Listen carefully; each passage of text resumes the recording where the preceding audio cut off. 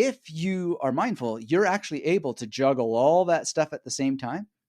Not only that, but you'll be able to remember what it was that they said, points A, B, C, and D, and then you'll be able to respond without actually trying to hold on to what it was that you wanted to say. And not only that, you'll be mindful of how pointless it all is for you to get in every single point, because you're not playing life as a scoreboard. You're just enjoying the experience, right? You're enjoying that present moment, and you just say whatever you say. You're able to produce much more authentic answers.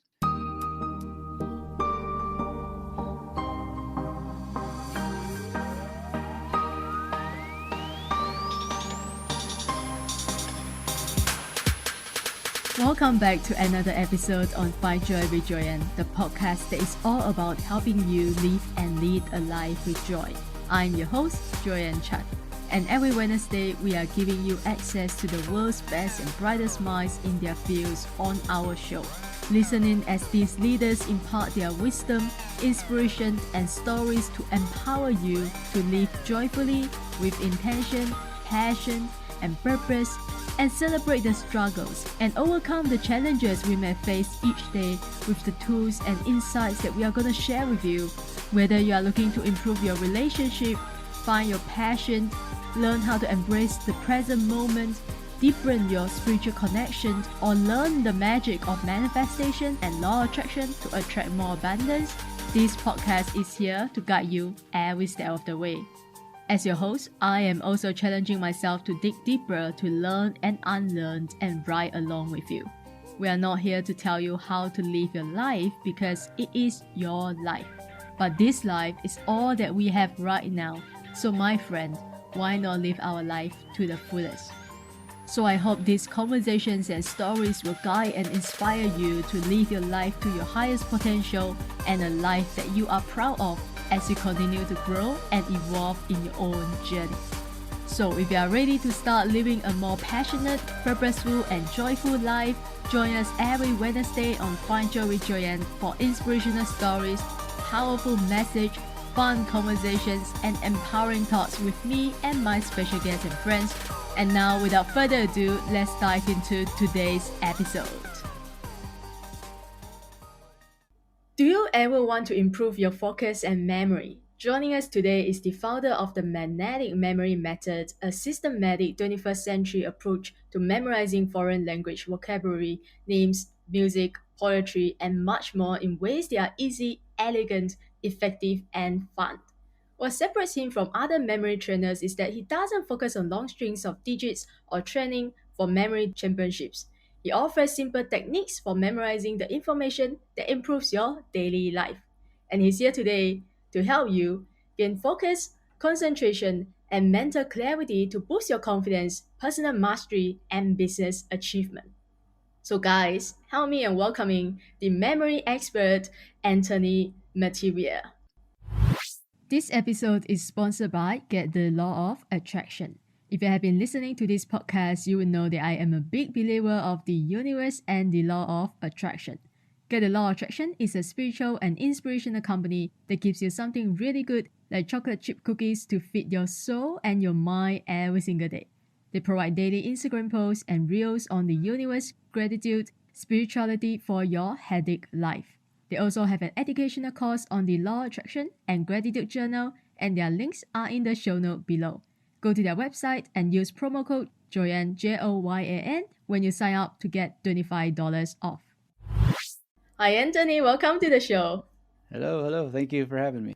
Okay, so the first phase that I want to start with you, of course, is to talk about, because I always like to know, I'm just curious to know, like, why is everyone doing what they are doing today?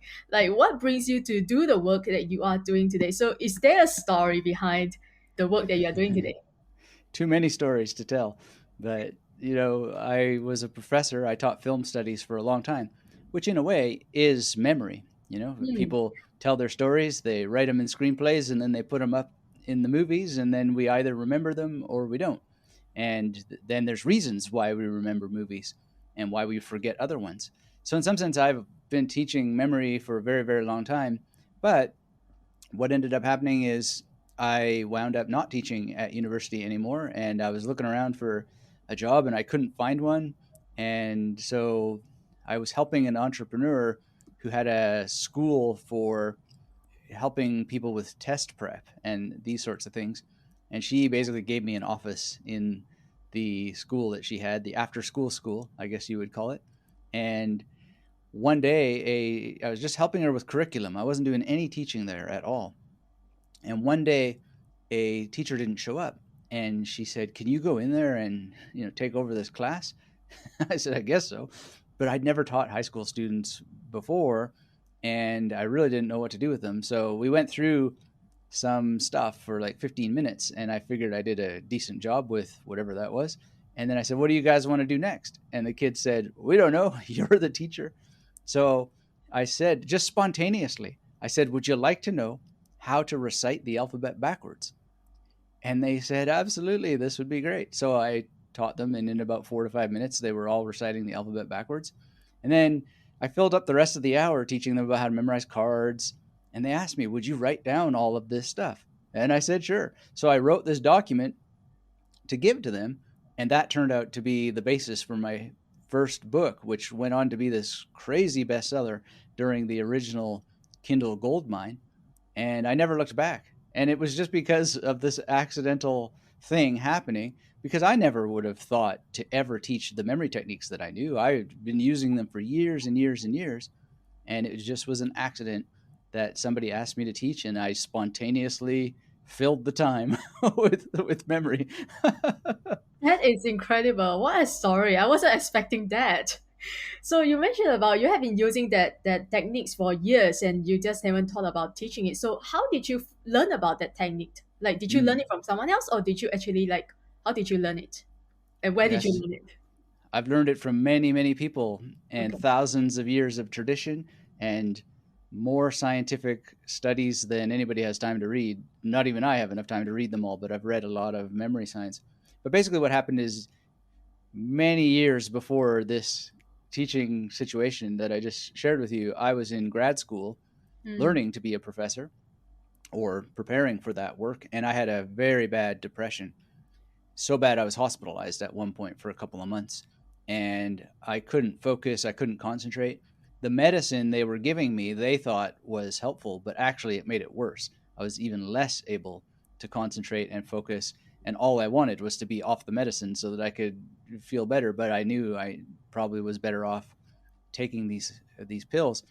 And so basically I didn't seek a solution.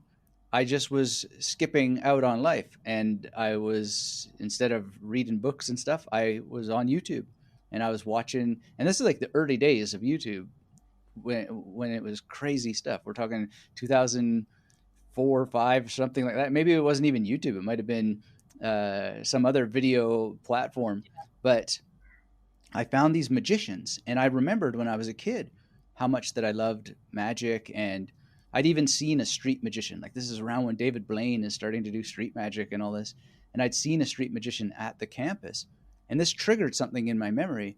I even grabbed that guy's cards at the campus and I did a trick for him, and I started to feel a little bit of hope and joy. So anyway, long story short, in magic there's a trick that's called any card at any number, and there's a couple of ways to do it. One of them involves memorizing a deck of cards. And I thought, there's no way. I mean, I can barely study a sentence in this obscure French philosophy that I'm supposed to pass an exam on. And they're talking about memorizing 52 cards perfectly.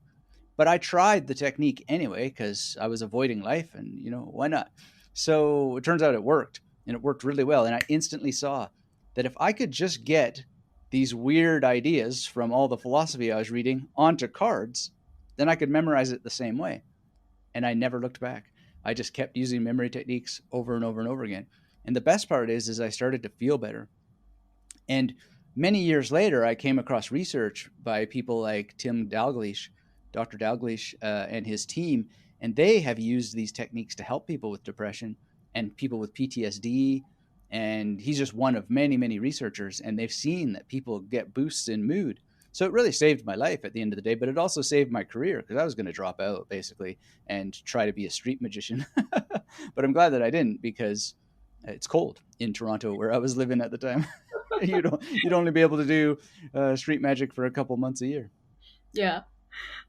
Okay, you it's very interesting that you mentioned about depression and you personally went through depression. And I'm just curious because there's something totally new that I have not heard before. It's like how do you use memory? Like how do you boost your memory and then you kind of overcome your depression? How is it correlated?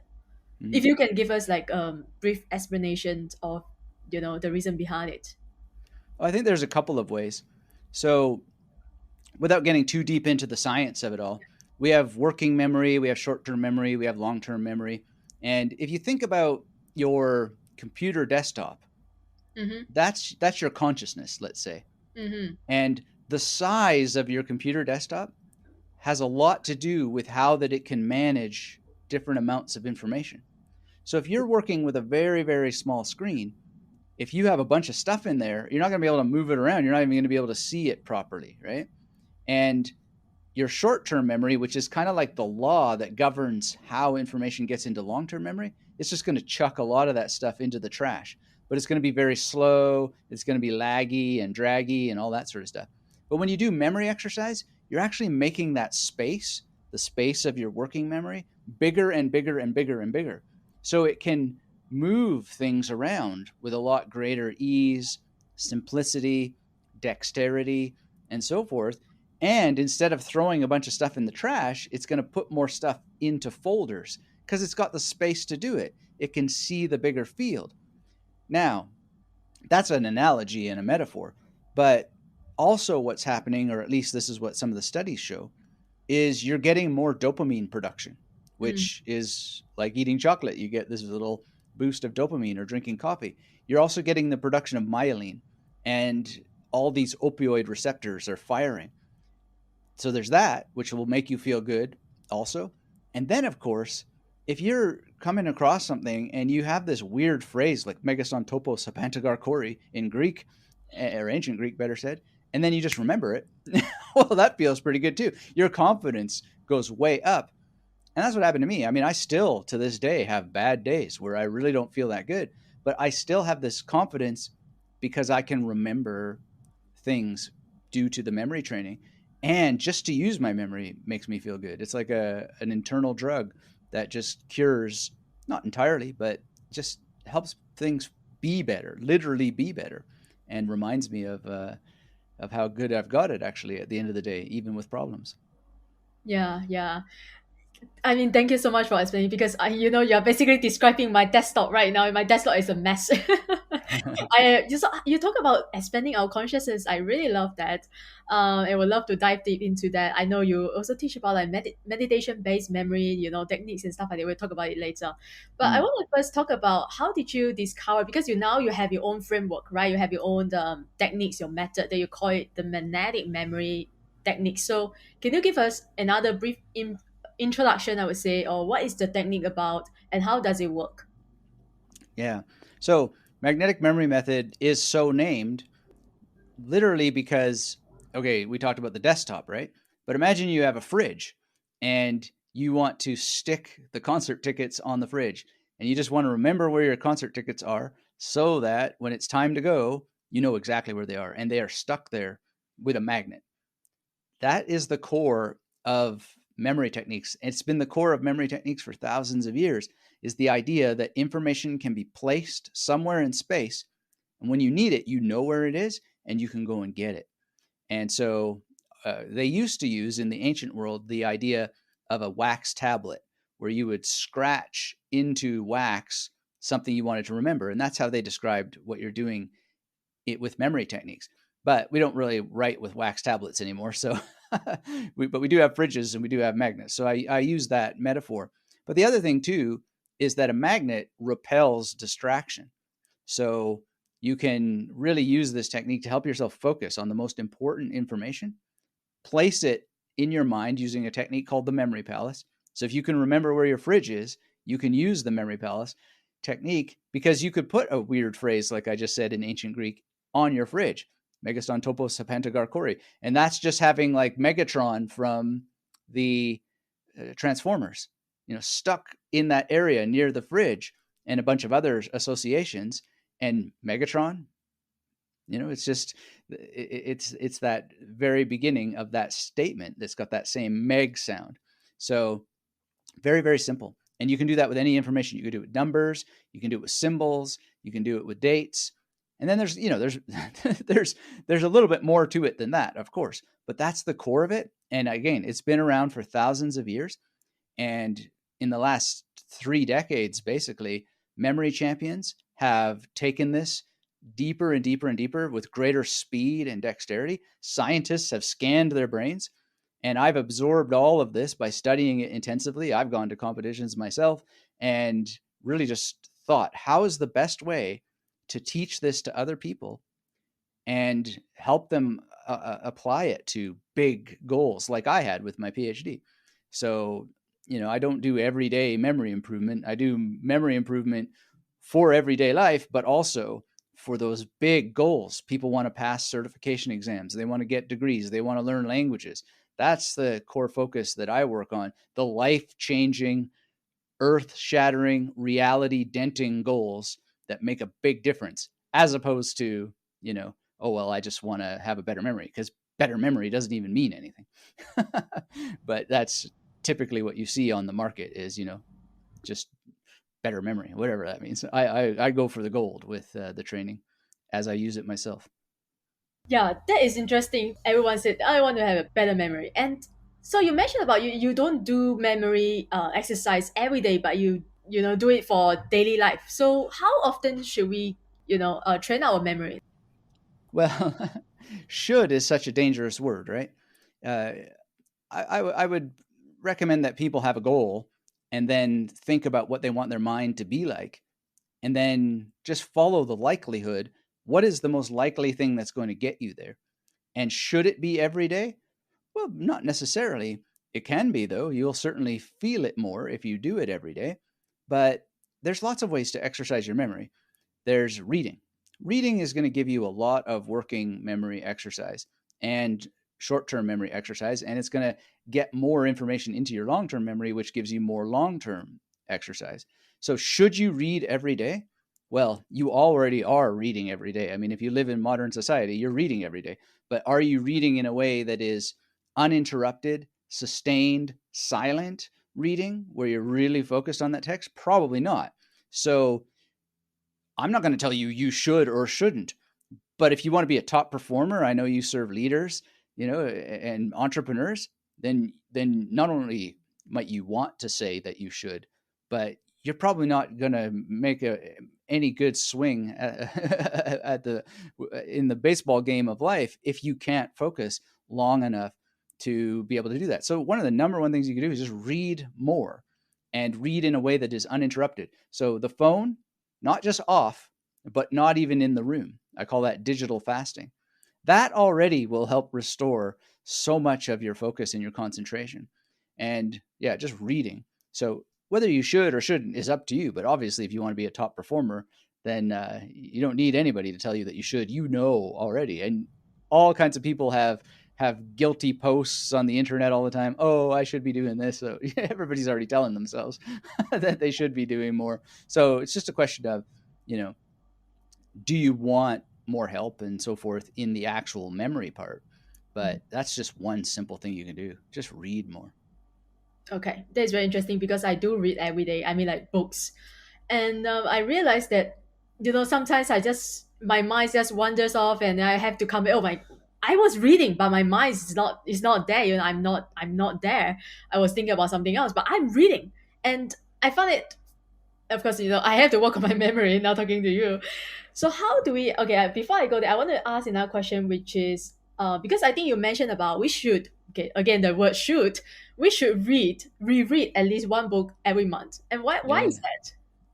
Oh, that's where we get into like more in-depth training. Okay. So rereading a book is different than reading a book. For one thing, it's going to dig into your long-term memory because you have comparison and contrast. You'll either say, "Oh, I remember this," or you'll be like, "I don't remember this at all," right? Which gives you this basis for comparison, and it gives you the experience of your own memory, which leads to metacognitive reflection on memory. The other thing is that no matter how good of a reader you are, None of us pays attention to everything all the time. We change as people. We have read other books. We can make different connections. So we're essentially triangulating the information and processing it much differently in a way that gives us better memory exercise, but also more perspectives on the same thing from the vantage point of experience. So it really unlocks its value. So those are a couple of reasons why it's so important. And it can also just remind you of who you were, where you came from, which is just tremendously valuable. I mean, I do this very in a very disciplined way. In fact, I'm rereading a lot of the stuff that I did in graduate school, and it is, I mean, it's a personal thing, but it reminds me of just how far I've come and what a different person I am now. And that in itself is very rewarding. And it also helps me be kind, more kind to that younger version of myself because, I was I was in some pretty strange circles that was making me read all that stuff. So, it's just kind of cool. It lets you understand things more about your past and where you came from and let it go. That is very interesting coming from you. Now, another thing I want to talk about, go back to, is the digital fasting that you just talked about. We use our computer, our phone to remember things for us, right? For me, I personally, I have to admit that, I can't remember my passwords. I Mm. just can't tell you how many times I have to reset my password again and again and again. And it's annoying, it's frustrating. So how do we stop our computers or any digital devices that we use today in the 21st century in the modern world from ruining our memory? Yeah. So is there a way out? Yeah, I think there is a way out, and it's a way that you don't have to throw the baby out with the bathwater. So, one simple thing is just to spend at least a good hour or two every day without any device. So, I go out every day pretty much. I mean, nothing's every day, but I'd say 98% of my days I go out for an hour or two with no device. And the only thing that this harms is that I have less social media pictures to share, right? But I have a lot of time to think expansively about my day without interruption. And it also helps combat the negative effects of procedural memory training. So you were just mentioning when you read, you find your mind wandering.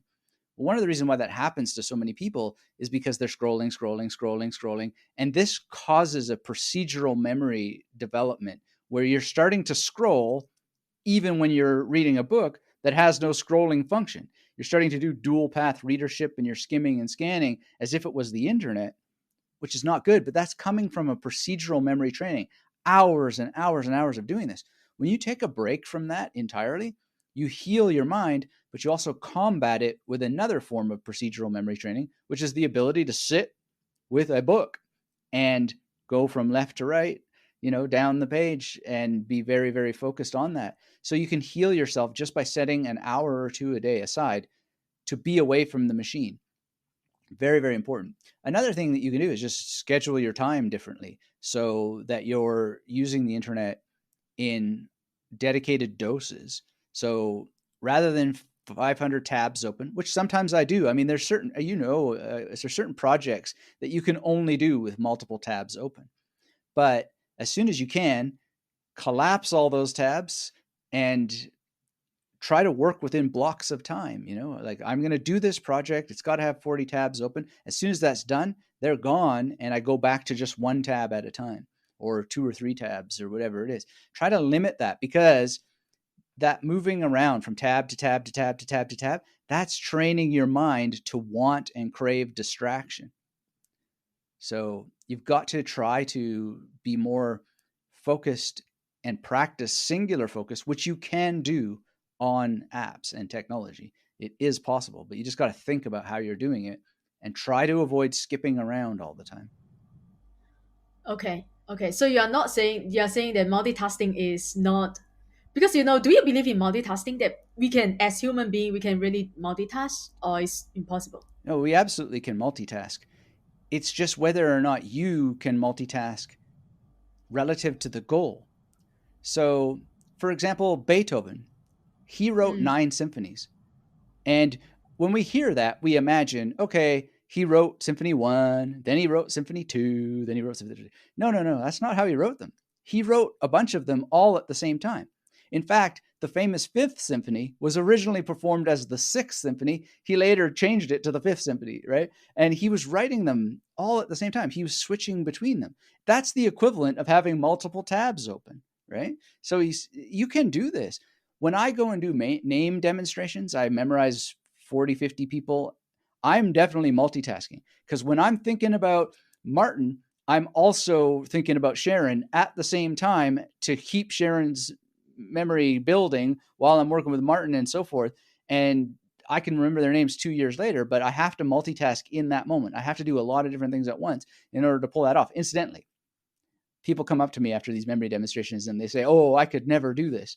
This breaks my heart because the reality is they really can if they would just put it out of their minds that they can't, because it's what I'm doing is not rocket science, but it sounds quite involved. But it's definitely multitasking. But there's lots of things that I can't multitask. So knowing yourself, knowing what you can juggle and what you can't juggle is really the key, and just being honest about it. There are certain things that distract me that wouldn't distract somebody else, and there's things that would distract you that to me are no problem at all. I mean, I can play music, I can play guitar and do percussion with my feet at the same time, but that's practice, you know? So not everybody is going to build the practice to do that, but you can if you want. So yeah, I think we multitask in so many ways that we don't even understand yet. It's just a matter of how does it work relative to a specific goal. Mm. Okay, now so we shouldn't say I can't or I should, As people say, we whether you think you can or you can't, you are right. So now I want to go back to the meditation based memory technique. So do you meditate, and how can meditation help improve our memory? Because I meditate, but I just never thought of that. Mm. Because I meditate to calm my mind, to focus. Yeah, I think now it makes sense to gain a focus and concentration, right? Yeah, well, it comes back to that. How big is your screen? So, what meditation is going to do is it's going to give you a lot more processing power on the present moment. In other words, having a bigger screen that allows more things to be going on at the same time and you attending to all of them, also known as mindfulness. So, a typical example of mindfulness is you are talking with an individual and you're connected with them 100%. You're mindful that they're talking, you're listening. But unmindful people are thinking their own thoughts and they're going, okay, this is what I'm going to say the instant that they stop talking. They're not being mindful at all. Because if you are mindful, you're actually able to juggle all that stuff at the same time. Not only that, but you'll be able to remember what it was that they said, points A, B, C, and D, and then you'll be able to respond without actually trying to hold on to what it was that you wanted to say. And not only that, you'll be mindful of how pointless it all is for you to get in every single point because you're not playing life as a scoreboard. You're just enjoying the experience, right? You're enjoying that present moment and you just say whatever you say. You're able to produce much more authentic answers because your field of consciousness is big enough to be aware that the universe appears in you. And it doesn't really matter if you don't squeeze it all in this time. It just matters that you're with this person. And that's the most amazing, miraculous thing in the world. And so meditate. It's great. It's going to give you that bigger field in which for your working memory and your short term memory to do its work. But it's also just going to remind you that this is it. You know, now, is this power of now Eckhart Tolle stuff? Yeah, a little bit. But it's even more than that. Because if you make some space in your mind to go and study physics for a while, you'll realize that there is no such thing as now. Like literally, by the time this reaches your ears, it's already out of sync with when it happened. Yeah. And even when it leaves my mouth, it's out of sync when it happens. So we don't even know what the now is. So, but being able to just have that joy and connection with the moment and realize that you don't even know what a moment is. You don't know anything about reality. That humbleness, that humility is so freeing. It's so freeing. And your ego, it's still there, but you don't have to have it rule you, and you just get so much freedom. So, yeah, meditation is the jam. it's got a dark side though. I mean, some people, they can't handle that result. They realize these things about reality, and it leads to what they sometimes call the dark night of the soul. So, you gotta, it's good to know about those potential outcomes. It happened to me, and I didn't know what to do with it exactly, but these days there are organizations who can help, like Cheetah House. What do you mean by that? You didn't know what to do exactly. Oh, I didn't. I mean, when I first started to get really deep into memory based meditation, which is different than just sitting there and meditating, it's reciting memorized script from an ancient tradition. The tradition is designed to help you wake up to, quote unquote, the truth about reality, which is that there is no truth about reality. Nobody knows what's going on. It's just all appearing here in consciousness. And like, people say, oh, I'm a Taoist, or I do the Tao, or I practice the Tao. This is a misconception. That's not even what the Tao says. The Tao says you don't do the Tao does you. So that's what you wake up to. You're not actually in control of this show.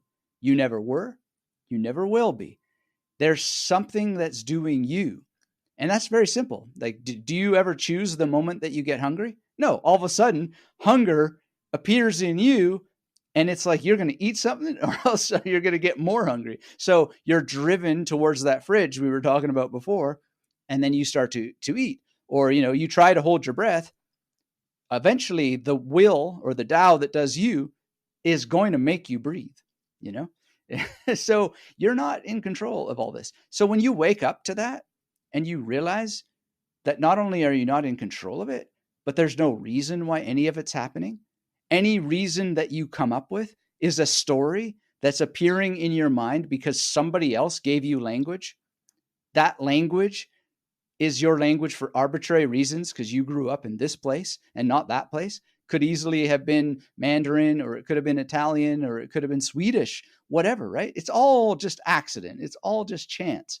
Well, that's a little bit of a dark night of the soul, because you're just like, hang on a second. Like, I have no personal choice or agency. And even the words that I'm saying right now, like, it's just coming out of me. I don't know what I'm going to say next. I don't know what I'm going to say 5 minutes from now. I don't know what you're going to ask next. It's all just unfolding. You use language to say things that cause my brain to say things. And it's like this game of chess that's just unfolding according to laws of reality that none of us understand. When you wake up to that, it's a little bit alarming. And it took me a while to realize that this is all just happening to me.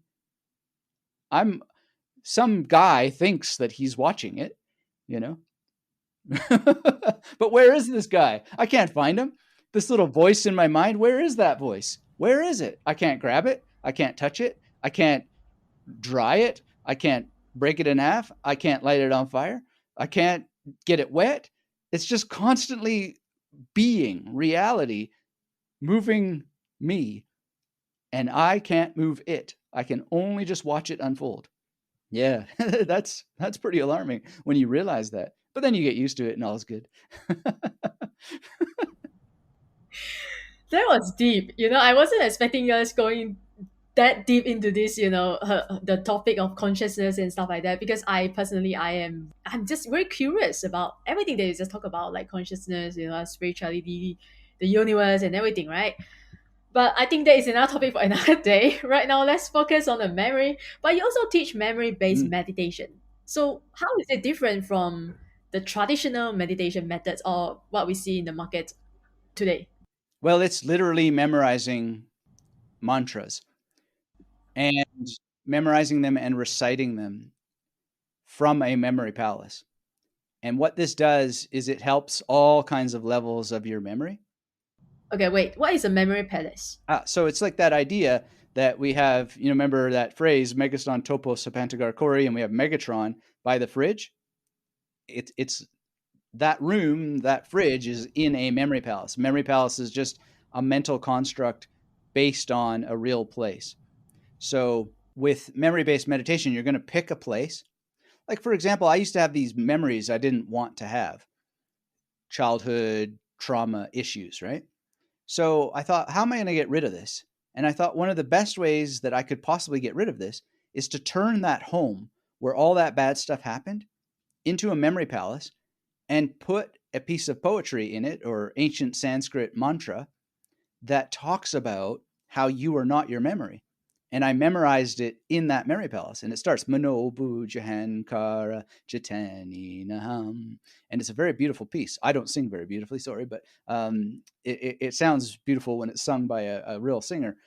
Anyway, I memorized the whole thing. I walked through the whole house with images. Like, for example, Mano Bujahankara, that first thing. I have Johnny Cash as the first image because he was the man in black. So, and I didn't need a special image for O, but Mano, um, just whatever. I might have done something. He had a donut or something to remember that O sort of sound. But just placing that throughout that whole home, and the piece says, "I am not my mind. I am not my memory," and it goes through all of these things in Sanskrit. By meditating on that, I still do that. I've done this for years, almost every day, gone through this, but very quickly. And I don't go through the house anymore, but going through that house, it just cleansed it of all those terrible experiences. And I can think about them if I want, but I don't have that feeling of, and that feeling of anger or that feeling of resentment or that feeling of needing to blame somebody for whatever happened there. They weren't in control either. And that comes from actually cleansing that location by using it to memorize something that in its content is about letting go and about releasing and being free from this idea that you are the contents of your mind or the contents of your past or whatever. It's very, very powerful, very beautiful. And, in memory science, we can talk about all the things that it does beneficially for different levels of your memory. But just on its face, it's obviously beneficial to be able to let go of childhood junk. Yeah, I want to talk about childhood trauma specifically because you talk about we don't remember. I think it's because we consciously don't want to remember it because it's hurtful, right? It's damaging. So I personally I couldn't remember what happened, like before like I was even like 5 years old. Just can't remember any single memory. I had no memory of that. So do you believe that okay, I think you know the answer, right? So do we consciously forget about things or we just forget about things? Like what is the truth? Well, I think the truth is that there's going to be different cases for different people. So Mm. there's certainly parts of my life I don't remember either, but there are other Mm-hmm. parts that I remember all too well. And then there are parts where I probably don't remember them very well at all, but I just think that I remember them that way, right? So there's all Okay. kinds of different things. I think what it comes down to is what makes me feel good, what makes me feel bad, what is getting in the way of me being productive, and then dealing with it using the tools of memory and dealing with it in a way that's truthful and humble and forgiving and all the like it sounds cliche, be loving to yourself and all that, but it's true. I mean, so much of the reason why you have problems is because you're failing to give that care, that love for oneself. So I don't think there's a pat answer to. I mean, scientists don't even know what memory is. The most recent memory scientists, they are asking us to replace the word memory with something else because it's so complicated what memory is. And I mean, I mentioned this before. We're using language, and I said I speaking sentences. I didn't design English, right? It's just in me, right? Well, memory scientists have noticed this. We're actually in intrapersonal engagement where we're communicating, and neither you nor I own this language. It's in both of us. And if I mention the name of, Singapore, for example, that's going to create different images in your head than it is in mine. All I see in my head is an airport because that's the only time that I've ever seen Singapore, right? But it's a very beautiful airport. But nonetheless, you telling me that you're from Singapore is a sign that memory is not mine and it's not yours. It's shared. So there's something very big and dynamic about what memory is, and it's nuanced and it's many, many different things. And when people reflect on that, then they can also forgive themselves because there's things that come to your mind when somebody does something and you're not expecting it's not wished for or whatever, but you could just be much more calm and reflective and not let it bowl you over because you realize that it's your biology doing you.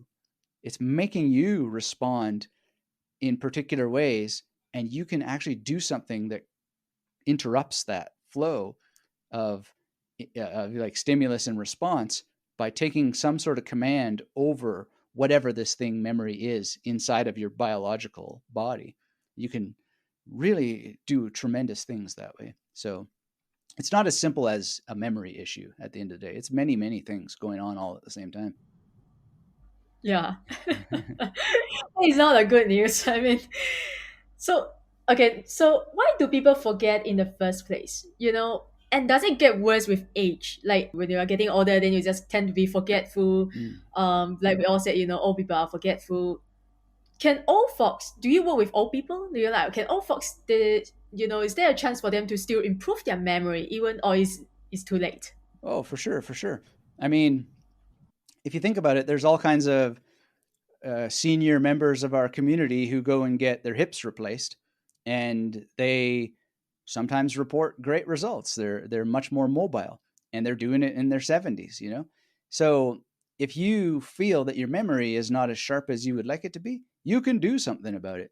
It's not that different than going and getting some physical therapy or whatnot.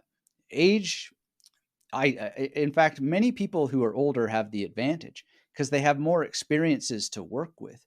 But in terms of why we forget, there's many, many reasons why we forget. It depends on what it is we're forgetting. And then there are some things that we wish we could forget, but we can't. And that is where I suggest things like I shared with the memory palace that cleanses bad memories.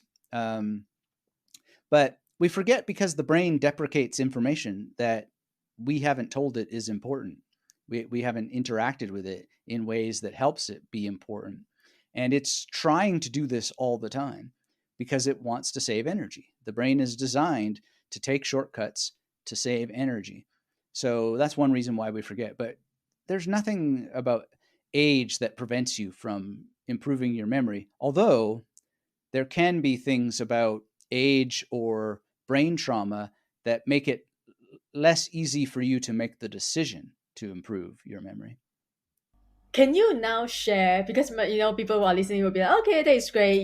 Can you share maybe one, just one or a few if you have? Can you share with us some fun and easy mental exercises right now, or take us through the exercise so that my listeners, they will help boost our focus and memory, and they can start applying the techniques and see, what improves their day to day life. Yeah. Yeah, sure. So, one of the easiest things that you can do to just start practicing how memory techniques work is you're watching us now, uh, or you're listening, let's say, but let's pretend you're watching us over Joanne's shoulder there. You could imagine, okay, her name starts with J. So who else with J do you know? John the Baptist, Jesus Christ. Uh, don't take this personally, but Joker, Heath Ledger playing the Joker. These are all J sort of things. And then we go to O. We can think of Oreo cookie. I used to ride a horse when I was in high school. That horse was named Oreo, so I'm thinking about that. Orion is a constellation in the sky. If you just go, like, we can go on and on with your name, but we go to Y, and then we think about Yul Brenner, who was in The King and I, and we can think about Yellow and Yes, the progressive rock band. Like, if we just start to play with things, well, we're going to remember your name a lot better, right? Because we've just played around with the images that are suggested by how your name is spelled, and we can place those images over your shoulder, and that's going to connect that sound of Joy and Joanne with you, right? Because we've elaborated it. We've taken that moment. If you do it with my name, you can think Anthony. Well, it starts with A, so Adam West. Adam West played Batman, and N can be, Nick Nolte. T can be Tony Robbins, whatever. H, well, let's not go there because the obvious association there is worse than the Joker. But you know what I mean? Like, if you, and that itself, that joke where I'm not saying the big bad man whose name starts with H, like that is itself memorable. It makes things more memorable because you're engaging your brain, you're having fun with images, with associations. So the next person you meet, just start to spell their name and think of an image for every single letter. Just like that phrase I taught you, or I told you, Megaston Topos Pentagar Core. Well, Megatron from the Transformers. This is just it. I used to be a really slow person. Maybe I still sound slow today. I don't know. But I used to be quite slow on my feet. But this has helped speed up my brain so much by just playing around with associations. And I remember so much more. And, just another example, another trick that you can play with. When you're reading, you feel yourself get distracted. Find a word on that page, do the same thing. I do this all the time. I find myself getting distracted, and then I look for the word the. And when I see the, I think of Thor and Thor's hammer just coming down on the page, bang, and it wakes me up, and I'm back into the action. So, yeah. And then you can do this, and you can use a page as a memory palace. So if you're reading a cool thing, somebody's relating a fact or something like that, you can just imagine that playing out on that page.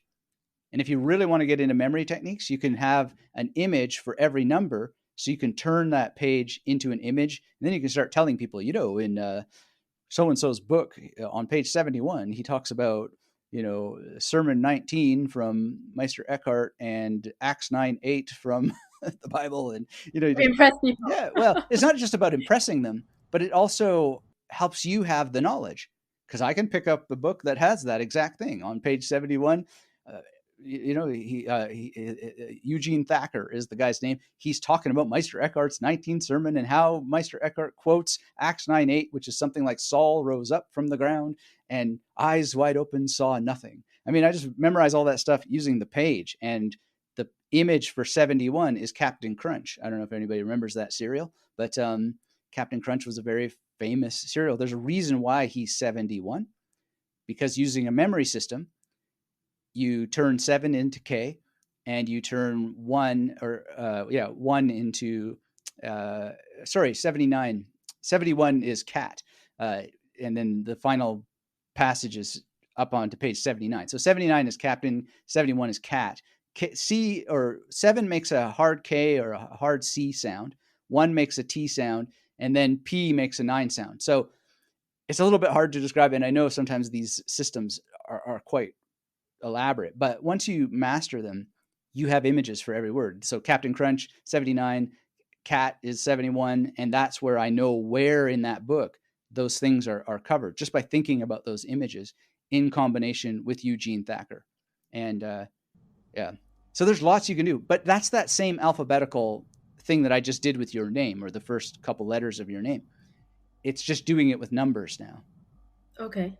That's Yeah. very why if people, because what if people they are not a visual person, like, because you talk about, I think a lot of the tricks that you shared involves a lot of visualization.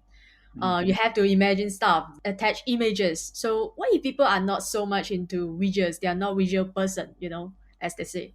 I'm glad, because I'm not visual either. There's Mm. nothing visual about it, really, at least as I experience it. And what it is for me is very sound based. Now, it can be visual, and I can think about what a page looks like in a book or what have you, but I don't have like HD television going in my mind, going on in my mind. I don't have anything like this. And there's a condition called aphantasia where people have no mind's eye. But what I'm actually sharing with you is more logic, right? So it's just J. I could use John the Baptist, or I can use whoever, like John Wick. That's Keanu Reeves. It's a logical association. Now I can get a ghostly image of Keanu Reeves playing John Wick in my mind, but that's not enough anyway. I mean, I wouldn't rest my thing just on logic. If I really want to memorize something, I'm going to hear John Wick in my ears, hear Keanu Reeves' voice, hear his dog yapping in that movie where he goes bananas over a dog. I'm going to feel his emotions. I'm going to smell the gunpowder, and I'm going to taste the dog food or whatever. Like, imagine all of these different things. Think about the sizes of things, not necessarily that I see them, but like how much things weigh. And just going through the exercise of imagining what it feels like to have John Wick's body already makes it all more multisensory. So I don't think it's the case that these techniques are visual. I think they're multisensory. And if you don't have visual capacities, don't worry. I don't either. One of Australia's most accomplished memory competitors doesn't have a mind's eye either, and she does really well. And incidentally, I mean, I hope she doesn't mind me saying this. It's Lynn Kelly, but she's also like a senior member of our community. So like age doesn't have anything to do with it. She's absolutely fantastic with these skills. So yeah, and she doesn't see images in her mind at all. Oh, okay, okay. Okay, that is interesting. Now, the last question that I want to ask, this is a selfish, personal question. No, I'm just saying because I'm planning to learn a new foreign language, Spanish. So Mhm. is there a way that I can learn it better, or like learn a for everyone, right? For everyone to learn a foreign language better or faster. You need five things. You want to have some good memory techniques, and there's strategic ways that you can use them if you've got time. I'll get more into what that might look like. But you want to have good memory techniques. You want to read a lot in the language. You want to listen to the language a lot. You want to speak it a lot, and you want to write in it a lot. And if you can maximize that to, 6 to 10 hours a week, you're going to do very, very well very quickly. And if you can get more than that, that's great. But at least that much per week, making sure you rotate between all of those activities, some memorization, some reading, some writing, some speaking, some listening, maximize that, you'll be fine. And this is the number one thing that a lot of people fail with language learning is they don't rotate through those activities and they don't do it enough. They, play on some app that's destroying their attention span instead of actually, getting a book, working with it, getting a dictionary, you know. When I've learned languages, when I learned German, I sat with a dictionary and this did more for me than any apps under the sun. And I can still speak German quite well, actually, even though it's been years and years since I was in Germany. And I sometimes have to deal with different offices and whatnot, call up Berlin or whatever, and I can have a conversation with people and get accomplished goals. So that's really, really key. Those five things Okay. for about 5 to 6 hours minimum per week. Yeah. Yeah, I also remember those days where I had to use a dictionary. Now it's like Google Translate, right? Or yeah, just Google. Yeah, I hope people know what a dictionary is because some of them might be so young and they don't even know what we are talking about. But Well, I mean, they look like that. There's one on my shelf here that I'm pointing at. That's my favorite German dictionary. wow. And by the way, that's what's called a monolingual dictionary. So it doesn't have any English in it. It's got the German words and the definitions in German. Oh, okay. And when I first started with monolingual dictionaries, I just got a simple one for kids, basically, that doesn't have highfalutin definitions. It's just simple, but it's in the actual language. And I know a lot of people will say, yeah, but I don't know any of the language yet. But the reality is that if you could, especially with Romance languages or languages like German, which have basically the same alphabet as a Romance language, there's so much in there that you can just guess what it means once you spend a little bit of time with it. It's like solving a puzzle. And, Spanish in particular, I think there's something like 3,000 cognates. There's definitely 2,000 cognates where there's 11, I believe it's 9 or 11 cognate rules where, if in English it ends with ION, then it will end in Spanish in a very particular way. If it ends in EN, it'll end in a very particular way in Spanish. So most people who know any level of English, they already know so much Spanish. They just need to sort of do those rules. And then, I mean, I don't speak Spanish, but there's certain things like I read James Clear was quoting one time this statement, "Otra cosa es con guitarra," which means essentially, according to him, that it's easy to laugh at the guy with the guitar in his hands. Otra cosa es con guitarra. I just memorized that like that, right? Just using these techniques. Easy. How do you memorize things like just like that? Because I know because you are the memory expert. But do you just remember things, No. or do you have to consciously tell yourself, okay, I'm going to remember? For example, let's say this conversation. I don't think you can remember every single word that we said, right, for the past 50 minutes.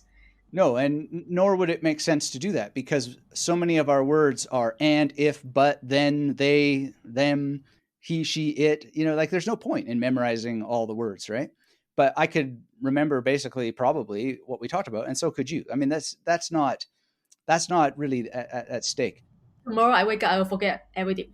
Well, yeah, and your brain will probably do that because the brain deprecates things that aren't useful. It's not like, you're going to say, oh my goodness. I mean, this is what branding is for the entrepreneurs out there, right? Branding is simplifying things to the most simple level, like I did, magnetic memory method.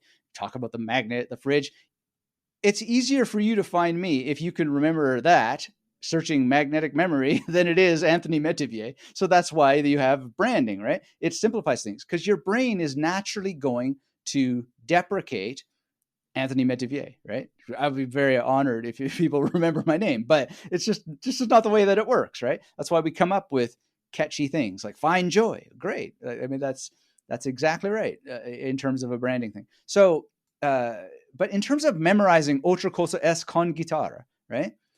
It is exactly like I said before. I got to find a thing that reminds me of otro. Now, I already know that that probably means other, right? In Spanish, because it's just how it looks, right? Yeah, exactly. But then to remember that, like having an otter, which is an animal, right? Shueta, I think in Mandarin, is it? Something like this. And it's that simple. Like an otter that's rowing in a boat. I don't remember what it was that I did, but otra cosa es. And then cosa, we think of a coastal area that can be the memory palace. I'm actually thinking of Malaga in Spain on the coast. So now the otter is on a beach that I spent a lot of time in. And then con is just Latin for with, right? And then guitarra. I mean, I already know these things. So it's just a matter of placing the images and then remembering them. And then again, Megaston Topos Sapantagar Kori, just taking a little bit of time to match up each and everything. And it's the same thing in Mandarin, Jinchang, oh yeah, Dui Shenti, Buhao, like any kind of, which is a good thing to talk about with memory, right? Is, just make sure you go to sleep at the same time every night and get enough sleep, right? Because it's going to help with your memory. But just remembering those things in any language is just looking at the word. What am I going to do to remember it? Doesn't matter what language it is. Your brain doesn't care. The memory techniques don't care. The language doesn't care. Only your ego cares. And so if you can just convince yourself to get your ego out of the way, learn the techniques, practice them, you can learn Spanish very, very quickly if you want to. And these techniques will help. But it's not just about the memory techniques. It's also about reading, speaking, listening, writing. And those things will help expand your working memory for the language. It'll help your short-term memory do more of the work of sorting it into, these folders in your mental computer. And then you accelerate that process by using memory techniques because you're using association that help you have these just quirky little images that remind you of what those things were. And if I don't use these techniques, I will not remember stuff either. It's like, sorry, but it happens. And here's the thing, just to be honest with people, I Uh-huh. was on another podcast not that long ago, and I was telling the guy about Hugo of St. Victor. And then I realized at the end of the interview, oh, I'm sorry. It's Hugh of St. Victor. And the reason why that was happening is because I used Hugo, this guy I know, Hugo, to help me remember Hugh of St. Victor. And so, like, but this happens in language learning all the time Yeah. too, and it's just a matter of either correcting yourself Mm. or being corrected, like if somebody knows the language you're speaking and then they help you out a little bit. And there's going to be people out there who are going to be like, you made a mistake, and they're going to shame you and mock you. And you just got to ignore all that stuff, which comes back to meditation. When you realize that it's just this beautiful consciousness and like these clouds are going to come and they just pass, you're fine. You're so much better. And you will be able to do that because you've expanded your working memory area to just let things come in and go out without you and your ego tangling it. Because anybody who has a big YouTube channel or a big blog or Instagram or whatever and gets comments, there is so much negativity out there, it's not even Yeah. funny. And you've got to be able to just let all that stuff go. And when you learn languages like Spanish, you're gonna make mistakes, and you know people are gonna get impatient with that and all kinds of stuff. And you got to just let that go and just keep moving forward. So Mm. yeah, it's all easy. It's so much easier than it seems. It's just you gotta mentally manage a lot of stuff, and you essentially, to get back to our earlier theme, you got to multitask in real time. And the biggest beast is the multi varied nature of the ego, which has many, many arms and legs and teeth and tongues and all kinds of bad stuff. So, yeah, the more you can improve your mind, the more you can handle it all. Wow, wow. I'm so glad that I had this conversation with you today because it helps me a lot with my focus, with reading and with learning Spanish in the future. And I have so many questions that I want to ask. We can always have another conversation if you are, if you have another book or you have something you want to talk about, like consciousness or ego. There's another topic for another day, like I said. So now we always end with our final five rapid fire question for our Sure. show. So every question has to be answered in one word or one sentence maximum. All right? Okay. Are you ready? I hope so. First question. What is one thing you wish you knew earlier? Nothing. There's nothing I wish you know the story. Oh, sorry, I can't No, say it's okay. more. Yeah, you can explain. No worries. Oh, I was going to tell you the story of Diogenes. You know Diogenes, the ancient philosopher? He Mm-hmm. he was standing or he was sitting one day in ancient Greece, and Alexander the great conqueror of lands, came to Diogenes. He said, "Diogenes, you're my best philosopher. Of all the philosophers, I like you the best. I want to grant you one wish. Anything that you say, Diogenes, I will make it happen for you." This is like Elon Musk coming to you and saying, "I will grant any wish that you want. Here you go. Yeah. Even if it's $6 billion, I'll give it to you." Diogenes looks up at Alexander the Great and he says, "Get out of my sun." That's all he wanted, was just to sit in the sun. Alexander the Great says to Diogenes, he says, if I wasn't already Alexander the Great, I would want to be Diogenes. So I'm serious when I say there's nothing I would wish for.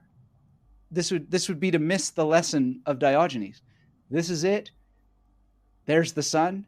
Enjoy. Wow.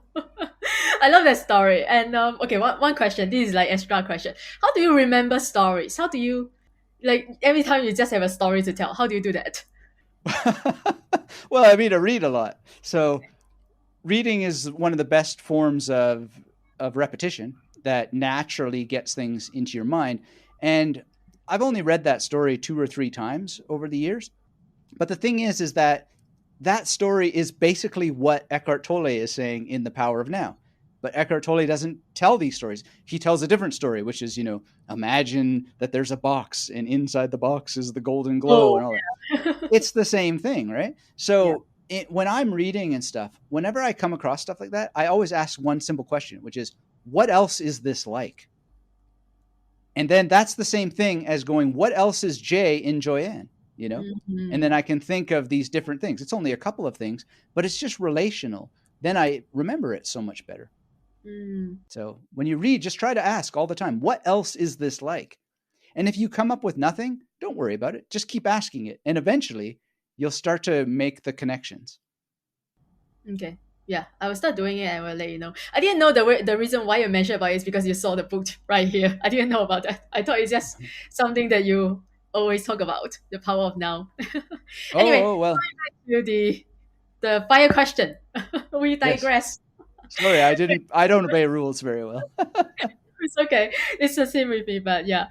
Second question, but we'll try our best. If you, I think I kind of know the answer as well, but I will ask anyway. If you could live your life all over again, what would you do differently? I live my life over and over again every day. I love the answer. Wow. Yeah, I mean, this is what Nietzsche said, right? This is the origin of the movie Groundhog Day. Rather than what would you do if you lived your life over and over and over again, realize that you're already doing that. Oh my god. And then Oh my god. Yeah. try to make it that if you were cursed to live that same day over and over again, which you already are, how would you make it to be the ideal day, right? So that you are cursed to have the best of all possible curses. And I think that's possible. That's what entrepreneurship is, right? Yeah. Everybody has to eat, everybody has to breathe, everybody has to, well, maybe not everybody has to shave, but you know what I mean, and brush your teeth and floss. Like we're just cursed with repetition of the same, the same, the same, So why not just optimize that based on the realization you're living the same day over and over again anyway? Like it's not really that shocking, but when you wake up to it, you're like, oh, right, right. So let's just optimize what's already happening. I just had an aha moment because, like I said, most of my guests they will say nothing. I wouldn't do anything to I wouldn't do anything different. Like just what you said. what the answer that you have for the first question. But this is the first time, this is so true, right? We are living our life every day, like over and over and over again, and we can do differently every single day. It doesn't have to be like you have to go all the way back to your childhood to when you were first born, right? You can Mm. start over again, like every single moment. Coming back to the power of now, now is all that you have, right? You can start now. Yeah, yeah, Yeah, yeah. wow, I love the answer. Thank you so much. Third question. Now I really want to know about this one. What is something you're trying to learn or curious about right now? Oh, I'm trying to learn how to invent a language.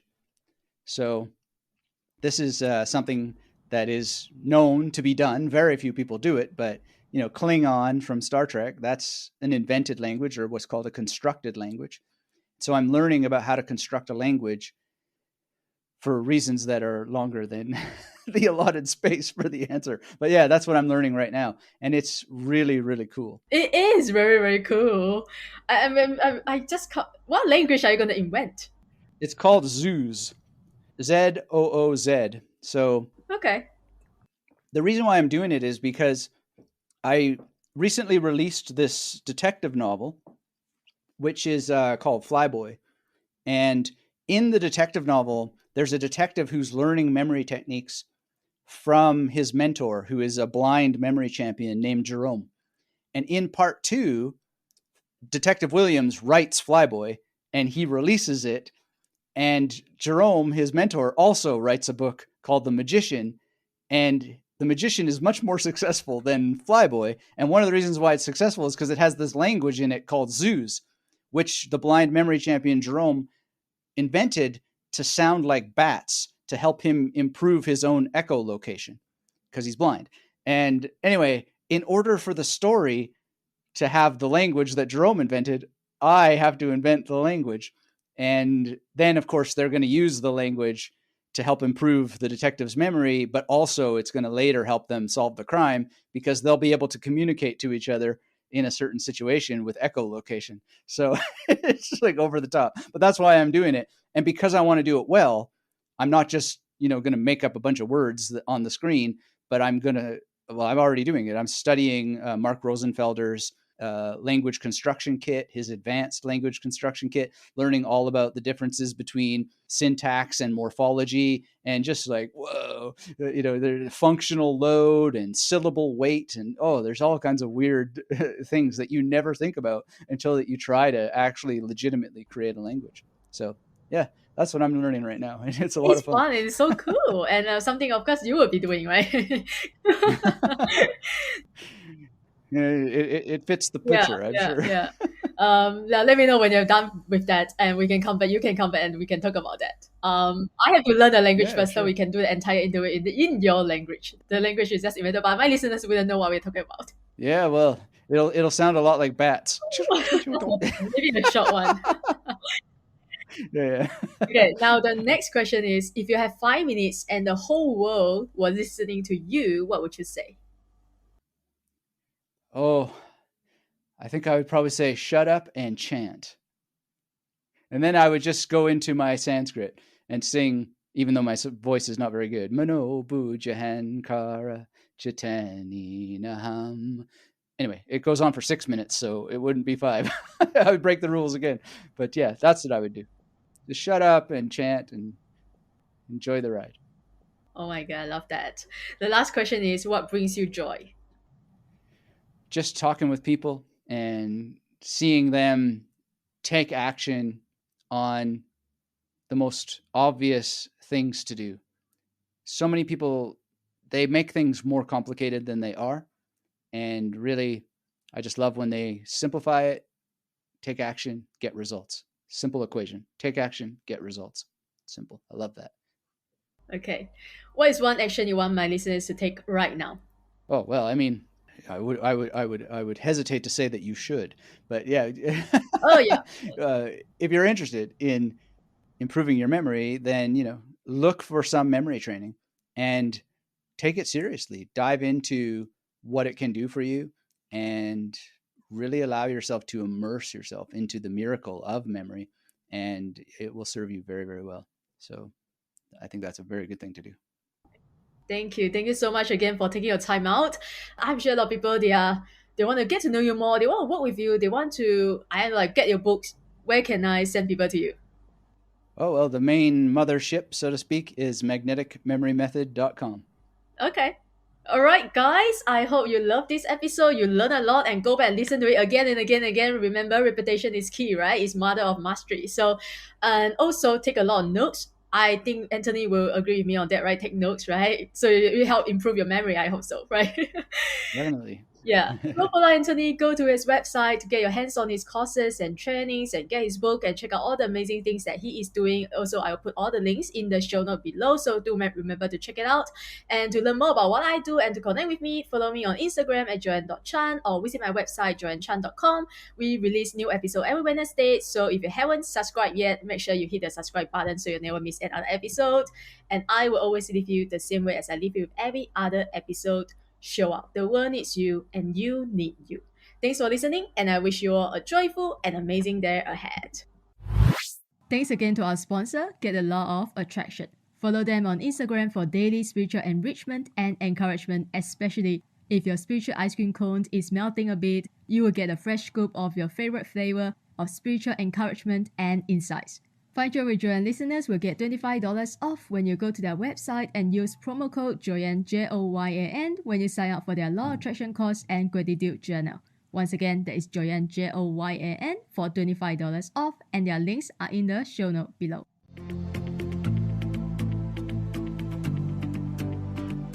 Thank you again for tuning to Find Joy with Joanne podcast. If you enjoyed today's episode, you can help support this podcast in one of three ways. 1. Take a screenshot of this episode and share it on your IG story and tag me at findjoywithjoanne_podcast so I can repost and connect with you. 2. Share this podcast with a friend or a family member. And 3. Leave a positive review on Apple Podcasts so we can continue to grow and reach more listeners worldwide. Make sure you also subscribe so you don't miss out on any episode coming Wednesday. Thanks for being here, and I will see you soon in the next episode.